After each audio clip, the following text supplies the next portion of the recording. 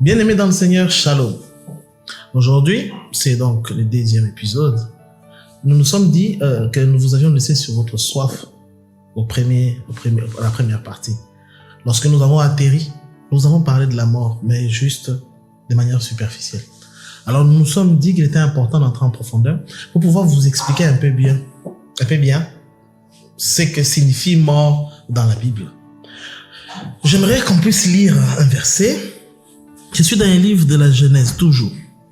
Je préfère toujours la première fois qu'on parle des morts. Genèse chapitre 2, versets 15 à 17. L'Éternel prit l'homme et l'établit dans les jardins d'Éden pour le cultiver et le garder. Et l'Éternel Dieu ordonna à l'homme: mange librement des fruits de tous les arbres du jardin, sauf du fruit de l'arbre de la détermination du bien et du mal. Et celui-là, n'en mange pas, car le jour où tu en mangeras, tu mourras. Quand nous lisons cette péricope, nous pouvons constater que la seule chose, parce qu'ici il faut entrer dans le contexte, c'est que Dieu vient de terminer à façonner l'homme. Alors, quand il finit de le façonner, il lui souffle un souffle de vie. Mais la seule chose pour laquelle Dieu met en garde l'homme, dès le moment où il l'établit au jardin d'Éden, c'est la mort. Et vous conviendrez avec moi que si Dieu conseille à l'homme de l'éviter à tout prix, c'est qu'elle est la racine de tous les problèmes que connaît l'humanité. Mais en fait, c'est quoi la mort? Je suis sûr que la plupart d'entre vous trouveraient non seulement que la question est bête, mais répondraient aussitôt c'est le fait de ne plus vivre. Le problème est que, en réfléchissant ainsi, vous comprendrez sûrement pas le chapitre 3 de la Genèse, parce que vous lirez clairement que malgré le fait qu'Adam et Ève aient mangé le fruit interdit, ils n'ont pas cessé de vivre, puisque ce ne sont pas des cadavres qui ont été chassés du jardin d'Éden. Et au regard de cela, vous pourriez même être tenté de vous poser la question: et si le diable avait dit la vérité? Or, nous savons bien que le diable ne dit jamais la vérité, car sa façon normale ou naturelle de parler, c'est de mentir. C'est ce que nous dit Jésus dans Jean chapitre 8, verset 44. D'ailleurs, Ève le confirme lorsque l'Éternel lui fait comprendre sa désolation. Je suis dans Genèse chapitre 3, verset 13. Écoutez ce que l'Éternel dit à Ève. L'Éternel Dieu dit à la femme: pourquoi as-tu fait cela? C'est le serpent qui m'a trompé, répondit la femme, et j'en ai mangé. Si Ève reconnaît avoir été trompée par le serpent, c'est qu'ils sont réellement morts. Mais alors, que peut bien signifier mourir pour l'Éternel? D'après les Écritures, mourir, ce n'est pas cesser de vivre, mais plutôt commencer à vivre à l'opposé de la normale. Nous pouvons même faire un tableau démonstratif pour cela. Supposons que j'ai à gauche les vivants et à droite les morts, donc je parle de ma gauche et ma droite. Quand les vivants respirent, les morts ne respirent pas. Ils ont un comportement opposé. Quand les vivants bougent, les morts sont inertes. Quand les vivants régénèrent leurs cellules, leur permettant ainsi de renouveler les ongles, les cheveux, les dents, etc., les morts dégradent leurs cellules au point de pourrir ou même de disparaître, se transformer en poussière. Les vivants réfléchissent. Les morts n'ont aucune activité cérébrale. Les vivants ont une liberté de mouvement. Par contre, les morts sont transportés ça et là au gré des vivants. Bref, les morts sont des personnes ayant des comportements diamétralement opposés aux vivants. Or, la Bible distingue, il faudrait que je puisse préciser cela, deux types de morts. Il y a les personnes physiques, donc les humains Et en fait, je voulais dire des types de personnes. Dans la Bible, elle distingue des types de personnes. Il y a donc les personnes physiques, donc des êtres humains, et les personnes spirituelles, c'est-à-dire, par exemple, Dieu, les anges, les démons, Satan, etc. Partant de cette hypothèse, le livre de Jérémie nous dit clairement que Dieu est vivant. On peut le lire. Je suis dans le livre de Jérémie, chapitre 10, verset 10. Je lis avec la version Louis II 1910. Il est écrit, « Mais l'Éternel est Dieu en vérité. Il est un Dieu vivant et un roi éternel. La terre tremble devant sa colère et les nations ne supportent pas sa fureur. » Amen. Mais quand nous les comparons à nous, nous concluons sans embâche que sa vie est différente de la nôtre. Parce que Dieu est uniquement esprit. C'est ce que dit Jésus à la femme samaritaine dans Jean chapitre 4, verset 24. Et nous sommes esprit et physique. C'est cette vie spirituelle des dieux qu'on appelle vie éternelle, qu'on a traduit en français comme ça, mais la version grecque qui en parle dit le mot Zoé. Lorsque vous lisez la Bible à la version originale grecque, parce que des fois lorsque nous lisons la Bible, nous lisons en français, partout on traduit vivant, vivant ou vie, vivant ou vie, vivant ou vie. On a tendance à croire que c'est le même mot. Non. En fait, vous savez, lorsqu'on fait toujours une traduction, il y a toujours quelques pertes de connaissances. Parce que toute langue est susceptible des habitudes, etc. Et on trouve toujours des équivalents. En fait, les Hébreux croyaient que Dieu existait, d'où il vivait, et les hommes aussi vivent. Et les deux noms étaient différents. Quand on parle de la vie des dieux, le mot grec utilisé était Zoé. Mais dans la Bible, on a traduit ça toujours par vie. Lorsqu'on parle des vies humaines, c'est-à-dire la vie au niveau de l'âme, on parle des psuké. Vous voyez ça lorsque l'ange apparaît à Joseph. Joseph, le papa adoptif de Jésus. Après qu'il ait pris, il a accepté d'adopter Jésus, on a commencé à tuer les enfants de cet âge-là. Alors il s'est enfoui vers l'Égypte. Alors quelques années après, dans le songe, Dieu lui apparaît et lui dit, « Ceux qui en veulent à la vie de l'enfant ne sont plus. Vous pouvez retourner. » C'est ainsi qu'il est parti à Nazareth. Le mot ici, vie, c'était psuké. C'est-à-dire ceux qui voulaient tuer physiquement l'enfant ne sont plus. Voilà pourquoi on dit même que Jésus était 100% homme et 100% Dieu. Il avait en lui les Zoé et il avait en lui les psuké. Alors, vous voyez même ça dans le livre de Jean. Ok? Parlant des vies toujours. Il est écrit dans Jean 3,16, un des versets qui est le plus célèbre. Car Dieu a tant aimé le monde qu'il a donné son Fils unique, afin que quiconque croit en lui ne périsse point, mais qu'il ait la vie éternelle. En fait, si on devait faire une traduction littérale, on dirait juste la vie. Mais pour faire cette différence-là, le traducteur a préféré ajouter éternel, parce que il y a une vie terrestre et une vie qui sévit à l'éternité. C'est ça la pensée de vie éternelle. Donc, vous comprenez avec moi que s'il existe une vie dans le monde spirituel, c'est qu'il en existe aussi une mort dans le monde spirituel. Et oui, tout esprit dont le comportement est diamétralement opposé à Dieu est spirituellement mort. D'où l'explication du verset. Écoutez ces versets ici. Je suis dans Matthieu chapitre 8, versets 21 à 22. Écoutez ce qui est écrit.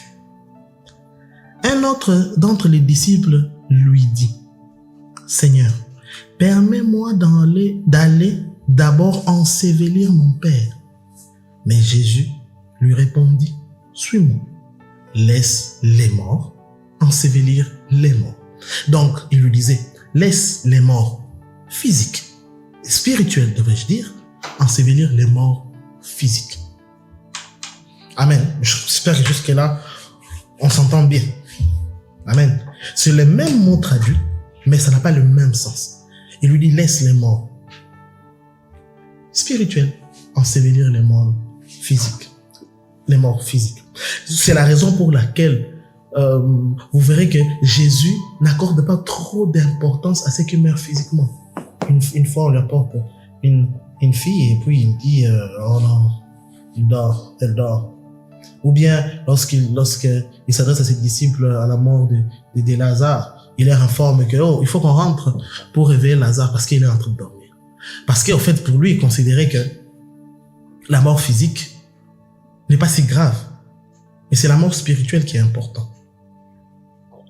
Et c'est la mort spirituelle qui est dangereuse, devrais-je dire. Voilà pourquoi il dit même dans sa parole, si quelqu'un lui suit, lui craint, il ne mourra pas, même s'il mourrait physiquement. On pourra voir ça même dans la suite. Donc, je voulais dire que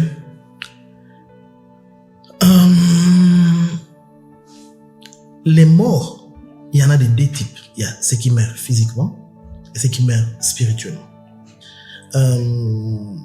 Parce que, vous savez, et c'est de cette mort spirituelle dont Dieu parlait à Adam. Il leur disait que si vous mangez de ces fruits de la connaissance du bien et du mal, vous mourrez spirituellement. Vous direz peut-être, ouais, tu trouves ça ou ça, c'est un commentaire. Eh ben non. Lisons un peu ces versets. Je suis dans le livre d'Éphésiens. Ça, c'est le Saint-Esprit qui inspire Paul. Éphésiens chapitre 2, versets 1 à 10. Je lis avec la version Bible en français courant. Je préfère cette version-là parce que c'est français et simple et facile. Écoutez ce qui est écrit. Autrefois, en fait, la topo ici, c'est que Paul s'adresse à des chrétiens qui ont commencé à adopter un mauvais comportement. On lui envoie des lettres pour dire que les gens qui ont reçu le Seigneur ont commencé à adopter des comportements contraires à ce que tu nous enseignes. Alors, il leur écrit, parce qu'il n'étant pas en mesure de se rendre physiquement, il leur dit ceci.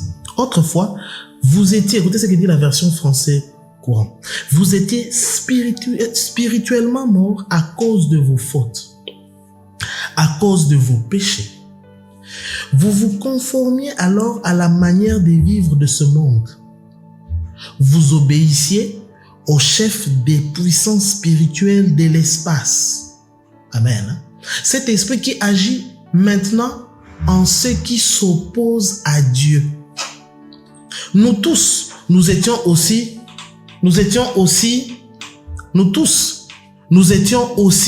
comme eux. Nous vivions selon les désirs de notre propre nature. Nous faisions ce que voulait notre corps et notre esprit. Ainsi, à cause de notre nature, nous étions destinés à subir les jugements de Dieu comme les autres. Mais la compassion de Dieu est immense. Son amour pour nous est tel que, lorsque nous étions spirituellement morts à cause de nos fautes, il nous a fait revivre avec le Christ. C'est par la grâce de Dieu que nous avons été sauvés. Dans notre union avec Jésus-Christ, c'est un long texte, Dieu nous a ramassés de la mort avec lui pour nous faire régner avec lui dans le monde céleste. Par la volonté qu'il nous a manifestée en Jésus-Christ. Il a voulu démontrer pour tous les siècles à venir la richesse extraordinaire de sa grâce. Car c'est par la grâce de Dieu que vous avez été sauvés au moyen de la foi. Ce salut ne vient pas de vous. Il est un don de Dieu. Il n'est pas le résultat de vos efforts. Ainsi, personne ne peut se vanter. En effet, c'est Dieu qui nous forme, qui nous a formés. Il nous a créés dans notre union avec Jésus-Christ, pour que nous menions une vie riche en actions bonnes, celles qu'il a préparées d'avance afin que nous les pratiquions. Amen. Donc, si je dois expliquer, c'était beaucoup de textes, mais si je dois expliquer en termes très simples, c'est que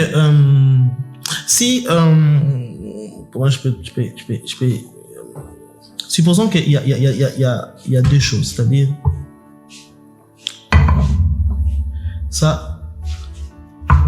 c'est Jésus. Ça, c'est vous. En fait, c'est que Paul est en train de dire, c'est que ici, vous vous comportiez en inverse à Dieu. Pourquoi?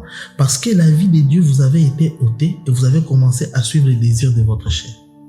Alors la grâce de Dieu est laquelle? C'est que lui a pris la forme d'un être humain, c'est identique à l'autre. Alors il a fait la même chose qui s'est passée avec Adam. C'est-à-dire, comme c'est la faute d'Adam donc la malédiction d'Adam qui est à l'origine du mal du monde, donc lui s'il pose des actions obéissant à Dieu, donc il aime Dieu, comme j'avais expliqué dans le premier épisode, nous étant en lui et nous conformant à ce qu'il dit, nous sommes déclarés justes devant Dieu. Amen. Bon, c'est beaucoup de choses. Alors, allons dans des termes un peu plus simples. Alors, vous comprenez donc par cela que la solution pour mettre fin au mal et éradiquer complètement la mort, voilà pourquoi il est écrit dans un livre de 1 Corinthiens chapitre 15 verset 26, c'est la version du second, dit le dernier ennemi qui sera détruit, c'est la mort. Quelqu'un se poserait peut-être la question de savoir si c'est si simple la solution. Mais pourquoi Dieu ne détruit pas la mort une fois pour toutes? Eh bien parce que la mort est comparable à la racine des livrées dont parle Jésus dans cette parabole. Écoutez. Matthieu chapitre 13, versets 27 à 30. Louis Ségon, 1910. Les serviteurs du maître de la maison vinrent lui dire, « Seigneur, n'as-tu pas sémé une bonne semence dans ton champ ?» En fait, la topo ici, c'est quoi? Je tombe tout de suite dans la soupe. On commence au début par raconter l'histoire d'un semeur, donc un cultivateur qui a sémé du bon blé, donc, dans son champ. Et puis après, ils sont partis. Le lendemain, quand ils viennent, ils se rendent compte que, oh, c'est pas normal. Comment se fait-il que il y a des livrées dedans? Ton livret, c'est le mauvais grain. Alors, c'est ainsi qu'il pose la question au Seigneur. Seigneur, n'as-tu pas sémé une bonne semence dans ton champ? D'où vient donc qu'il y ait des livrées? Il leur répondit, c'est un ennemi qui a fait cela. Et les serviteurs lui dirent, veux-tu que nous allions l'arracher? Donc, arracher, karma, c'est là. Et le Seigneur dit non. Dit-il, de peur qu'on arrache l'ivraie, vous ne déracinerez en même temps le blé. En fait, pour comprendre bien, il faut un peu avoir planté l'ivraie et le blé. En fait, le blé, c'est effectivement ces céréales à travers lesquelles on fait la nourriture pour des enfants, etc. C'est les plus utilisés à l'époque. C'est avec ça qu'on faisait du pain. Alors, l'ivraie, c'était une mauvaise herbe. C'est-à-dire, lorsqu'on plante, il y a toujours des herbes qui viennent pour causer préjudice aux bonnes herbes. Alors, la caractéristique des livrées, c'est qu'il avait des racines qui s'élargissaient. Ça allait très loin. À telle enseigne qu'en voulant déraciner l'ivraie, on peut se sentir obligé de déraciner le blé qui n'a pas encore atteint sa maturité. Alors le Seigneur dit, laissez pousser. De toute façon, déjà, dans sa forme physique, le blé pousse plus long que l'ivraie. Ainsi, lorsqu'ils atteindront la maturité, il sera facile d'identifier l'ivraie. Et en déracinant, on déracinera du blé, mais à maturité. Amen. Alors, vous posez un peu la question de savoir, on était dans le jardin d'Éden, on est ici. En fait, ce que vous ne comprenez pas, c'est que c'est juste une métaphore, mais en fait, ce que Jésus va expliquer ici, ce n'est pas différent de ce qui s'est passé dans le jardin d'Éden. C'est-à-dire, Dieu crée l'homme et il sème en lui une parole lui disant de ne pas manger de l'arbre du fruit de la connaissance du bien et du mal, sinon il mourra. Mais un ennemi vient et pendant qu'ils étaient endormis, donc loin de l'homme, mais en l'homme, en passant sémence de rébellion envers l'Éternel. Et cette sémence-là, ok? En fait, cette sémence-là est tellement dangereuse que, en voulant arracher la mauvaise sémence, on va tuer l'homme. Parce que, pour ceux qui ne savent pas, Dieu, lorsqu'il commence une histoire avec le peuple d'Israël, il lui informe, et vous voyez ça même avec Noé, il lui informe que la vie de l'homme est dans son sang.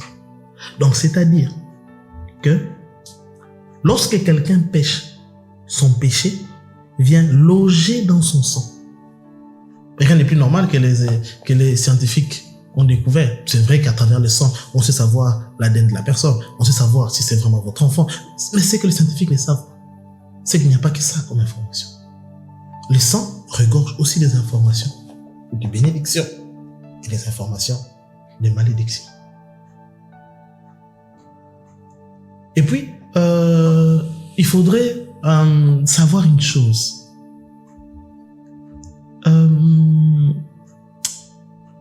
Puisque le blé, l'ivraie devrais-je dire, répand ses racines tellement loin qu'en les déracinant, on peut emporter du blé, Jésus préfère qu'on les déracine à la moisson pour qu'il enlève le blé d'un côté cru et l'ivraie de l'autre côté qui sera jeté. En fait, la mort étant logée sur le sang de l'homme, c'est ce qui explique que toute personne ayant le sang de Adam est automatiquement considérée comme étant pécheur. Parce que lorsque vous lisez les Écritures, vous comprendrez que lorsque Dieu crée les êtres humains, à Genèse chapitre 1, on parle des êtres humains. C'est la version du second qui dit homme. Il ne parle pas de homme individu, mais il parle de homme en général. Voilà même pourquoi il précise, il les créa homme et femme. Donc ça, c'était du point de vue spirituel. Et puis après, physiquement, il a créé un corps humain. Il y a placé tous les êtres humains et il a pris l'âme d'une personne qui était Adam pour décider sur l'évolution de l'humanité.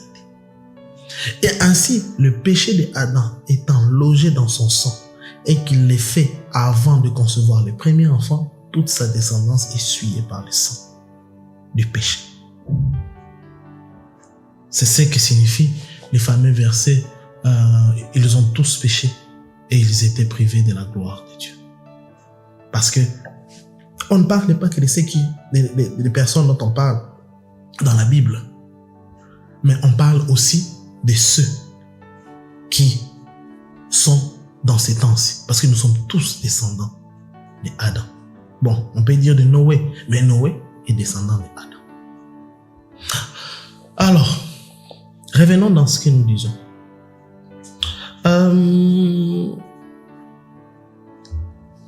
En fait, le monde, ok? Parce que j'ai lu un verset qui disait Dieu a tant aimé le monde qu'il a donné son fils. En fait, la mort n'est pas logée à un seul endroit. Ça, c'est quelque chose que vous devez comprendre. Un peu comme le blé s'élargit. En fait, d'après la Bible, il existe deux types d'êtres humains. Il y a des êtres humains qui sont tributaires du péché, que Dieu appelle le monde. C'est ce que Dieu dit lorsqu'il parle de Dieu a tant aimé le monde. Il parle de l'ensemble des êtres humains qui ne connaissent pas Dieu. Ok? Et l'opposé du monde, c'est l'église. Église signifie en dehors d'eux. En fait, en dehors de quoi? Église est un mot singulier, c'est vrai, mais ça regorge un ensemble de personnes. En fait, le mot ecclésia, qu'on a traduit par église, c'est comme un peu le mot diaspora. Quand je dis je suis de la République démocratique du Congo, quand je dis la diaspora congolaise, je fais allusion à tous les Congolais dispersés à travers le monde, mais qui ne sont pas dans leur pays. La diaspora regorge donc un ensemble des familles et des personnes qui sont là. Et c'est pareil aussi avec l'Église. L'Église signifie que c'est la diaspora du royaume des cieux. Voilà pourquoi Paul, lorsqu'il s'adresse aux Philippiens, il leur dit « Notre cité à nous est dans les cieux ». La version semaine même dit « Quant à nous, nous sommes des citoyens du royaume des cieux ». Alors ça signifie quoi? Ça signifie que puisqu'il existe, nous sommes des citoyens du royaume des cieux et qu'ici sur la terre, nous faisons partie de la diaspora du royaume des cieux, notre esprit est à l'image et la ressemblance de Dieu, comme il est écrit dans Genèse chapitre 1. Mais notre corps est corrompu par les péchés. Alors la guerre se fait au niveau de l'âme. Maintenant, comprenez donc ceci. Dieu, peut-être vous pouvez vous dire que si Dieu est bon, si Dieu est si merveilleux, pourquoi alors permet-il que les gens meurent?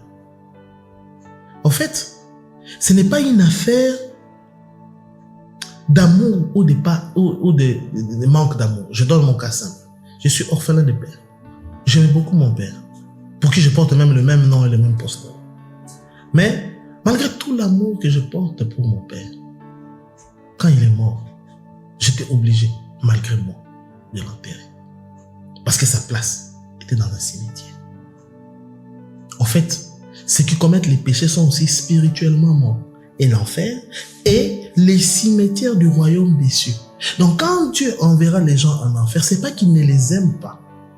En fait, il va agir normalement. Ils sont morts, il ira donc les déposer dans les cimetières du royaume des cieux, qui est l'enfer. Et ceux qui n'auront pas en eux la mort spirituelle, ils iront auprès de lui dans les cieux. Parce que ils ne sont pas morts spirituellement. Voilà pourquoi la solution pour Dieu, c'est ce qu'il a dit tout au début, de finir d'éradiquer le mal, c'est détruire la mort. Parce que la mort est dans le monde, comme j'expliquais, dans les diables, comme j'expliquais, dans les démons. Parce que ce sont les deux qu'on appelle princes des ténèbres, ce sont les premiers qui ont bénéficié de cette mort spirituelle. Ayant bénéficié de cette mort spirituelle, ils sont donc les premiers princes des ténèbres. Parce que les ténèbres est aussi traduit comme ignorance ou le mal dans la Bible.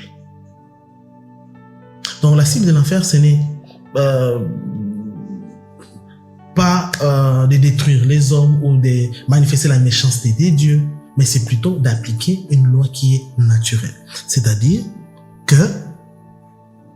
Dieu va prendre les hommes et les amener dans les cimetières du royaume des cieux. Mais avant cela, il prend soin de faire de la réanimation, de se battre pour te sauver. C'est ça qu'il a institué, des pasteurs, des docteurs, des personnes qui enseignent la parole pour vous aider à vous relever. C'est une réanimation spirituelle pour que vous cessez de mourir spirituellement et en recevant Jésus-Christ comme Seigneur et Sauveur, le Saint-Esprit va venir habiter en vous, comme j'avais dit au premier épisode. Et en venant habiter en vous, il transformera votre corps mort spirituellement, votre esprit mort spirituellement, à un esprit vivifiant.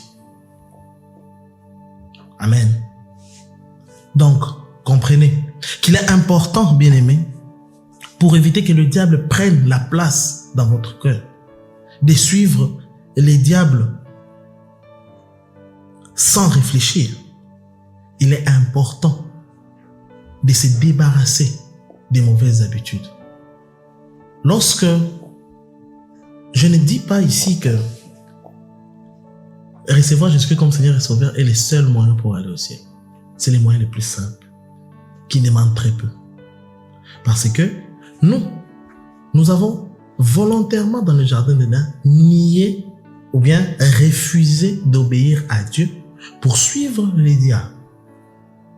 Alors, soit on se laisse acheter par le Christ, et ainsi, comme lui, il est dans les cieux et nous amène chez lui, soit on les nie, on refuse de lui être soumis, de lui être son esclave, et alors nous devons mériter notre vie éternelle. Pour mériter notre vie éternelle, nous devons nous aussi, comme on avait réfuté l'ordre du diable, des dieux réfuter l'ordre du diable. Sauf que malheureusement, le diable est très méchant, pendant que Dieu est bon. C'est pour ça que quand nous avons réfuté, Dieu essaie juste de débarrasser de nous.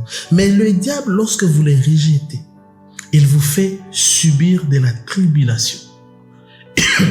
Excusez, il vous fait souffrir. Et, merci, il vous fait donc souffrir, il vous fait vivre de la tribulation, afin que, malgré vous, suite à cette douleur, que vous ne résistez plus et que vous vous livrez au diable. Voilà pourquoi Jésus, sachant cela, sachant que personne ne serait à mesure de résister à la tribulation, a accepté de donner sa vie à ceux qui s'identifieront à lui. Soit assimilés à ceux qui ont subi, donc c'est-à-dire qu'ils se sont identifiés en lui, c'est-à-dire qu'ils faisaient partie du Christ, et pendant que Christ était en train d'être crucifié dans la croix, ils étaient en train de subir ensemble avec lui la tribulation sur la croix de Golgotha. Et à cause de cela, vu que Dieu est un juste juge et qu'on ne peut pas sanctionner deux fois une même personne pour la même faute, nous serons par rachat considérés comme ceux qui ont déjà subi la tribulation. Ainsi, le Seigneur, lorsque la tribulation commencera, il viendra prendre ceux qui ont subi la tribulation avec lui, en étant en union avec lui, et va partir dans les cieux. C'est ce qu'on appelle l'enlèvement. Nous sommes en train d'atterrir.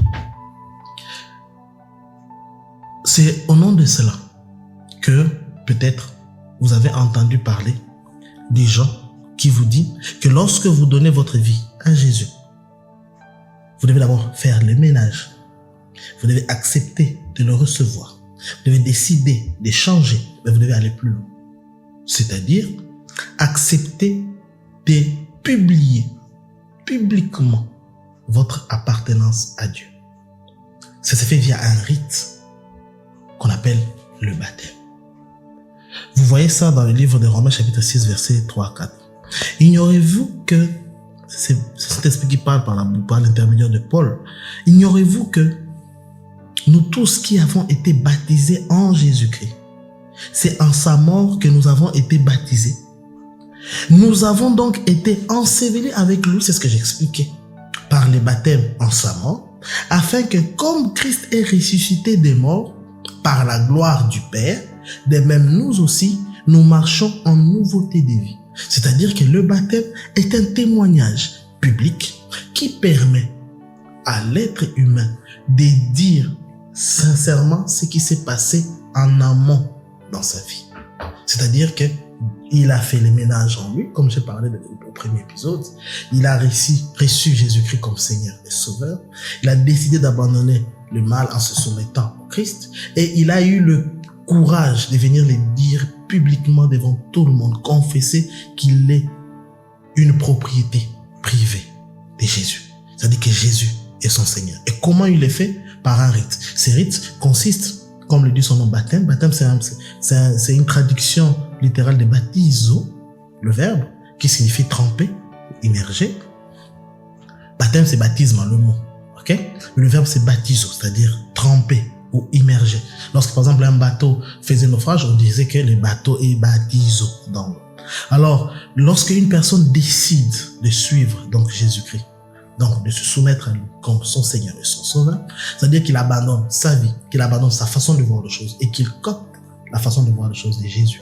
Et ainsi, Jésus, l'ayant reçu en lui, il vient devant tout le monde, aux yeux de tout le monde, déclarer son appartenance en Jésus-Christ. Et il les symbolise par le fait d'être trempé dans l'eau, c'est là que vient le mot baptizo, trempé dans l'eau pour se dire que cette personne-là que vous connaissez, des mauvaises qualités, des mauvaises vies, est morte. Et maintenant, celui que vous voyez, voyez-lui comme Jésus-Christ. Il a complètement changé. Ne les mesurez plus aux erreurs du passé. Mais parce qu'il a décidé de marcher en nouveauté de vie.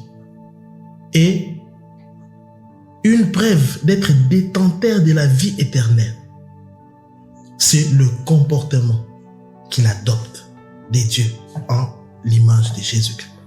Donc, bien aimé, Dieu ne te rend...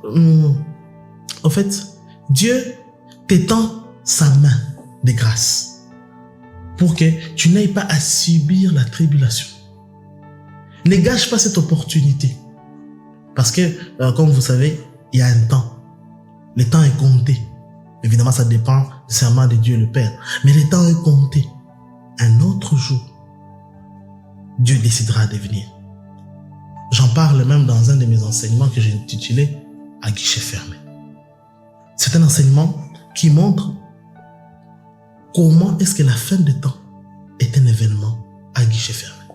Si vous avez du temps, jetez un coup d'œil dans notre blog. Vous verrez cet enseignement et vous serez très édifiés. Que Dieu vous bénisse. Amen.